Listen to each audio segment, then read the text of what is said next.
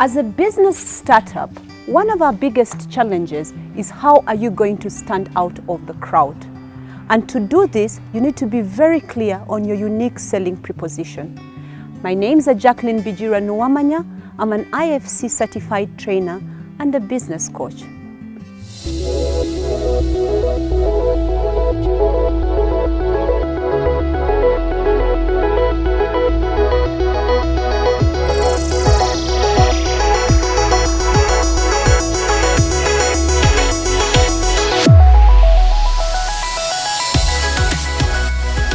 Welcome to today's series where we're going to tackle, as a startup, how do you stand out from the crowd, which we call your unique selling proposition. Most of us start businesses, but why should people buy from you? Why should they spend your hard-earned money on you? The question is what I'd ask you today. So you need to be able to set yourself apart and stand out of the crowd. And that is what we call your unique selling proposition. So your unique selling proposition is simply that ingredient in your business, either it's your product or your service or in your delivery, that sets you apart from everybody else.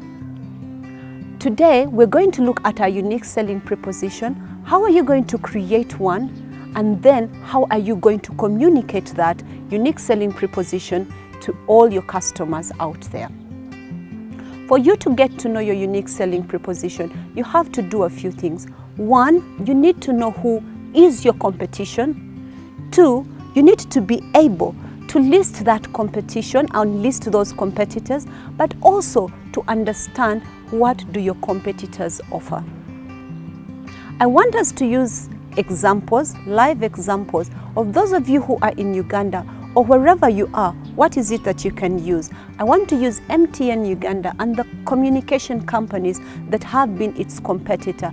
We'll look at Celltel, we'll look at Airtel, we'll look at Zain, Orange, Mango, to name but a few. I don't know how many of you remember Celltel Uganda. When we used to have Celltel Uganda, it was very, very difficult to get a SIM card. You had to be able to bring out your bank statement. We paid service fee in dollars.